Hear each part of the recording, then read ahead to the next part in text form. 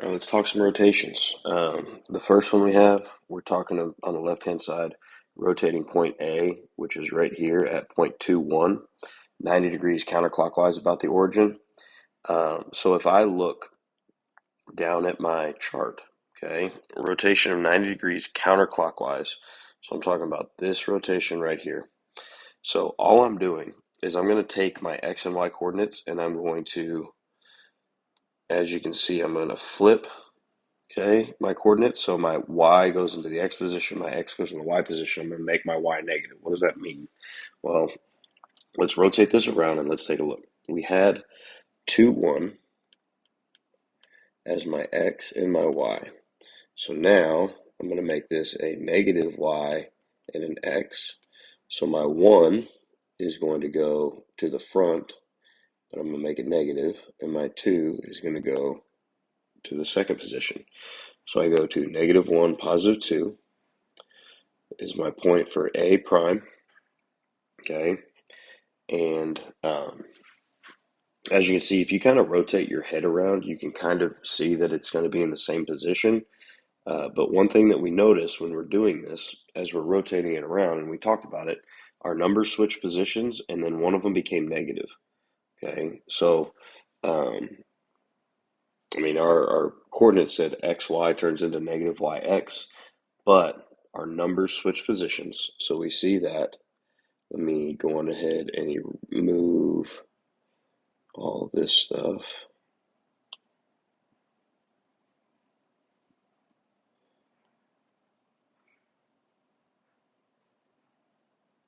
That way you guys can see. Okay. Our 2 went to the right, our 1 went to the left, and then they changed positions. Okay, so that's really what we're dealing with here.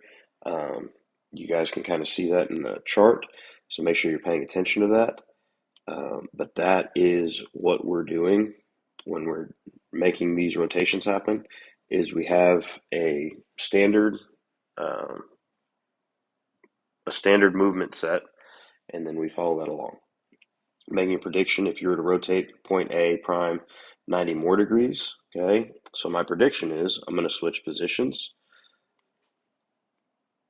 and I'm going to change my sign. So now -1, that stayed the same, but 2 is going to become -2. And if I go on ahead and plot that point, that sure looks like it is where it needs to be, going from A to A prime to A double prime. And I can just rotate my head around and kind of see that that is, in fact, a 90-degree rotation. Over on the right-hand side, now we don't have the grid to help us out with the visual of it. So we've got to really look and dive into what the rotation chart is going to tell us to do. So let's take a peek at that. First one, we're going to rotate the triangle 90 degrees counterclockwise to form triangle R prime, S prime, T prime. So we're still dealing with this. Okay, so I'm going to switch my positions. So R becomes R prime, 3 goes to the front, but I'm going to make it negative. 0 goes to the back, to the Y position. S prime, 7 is going to become negative as my X value, and 2 is going to become positive as my Y value. It's going to stay positive. And then T prime, we're going to make it -1 because Y, we're just, remember, switching these positions. And then we're making our X value negative. So that is what it's going to look like for our first example. For our second example, the vertices of quadrilateral WXYZ are -10, 8, -2, -1, 0, 0, and 3, 7. We're going to rotate 180 degrees counterclockwise. One thing I want you guys to pay attention to, really doesn't matter if we're going clockwise or counterclockwise. It's going to be the same rotation. We're going to leave them in the same position, but make everything just negative. So W prime, everything stays the same except for I change my sign. So -10 becomes 10, 8 becomes -8.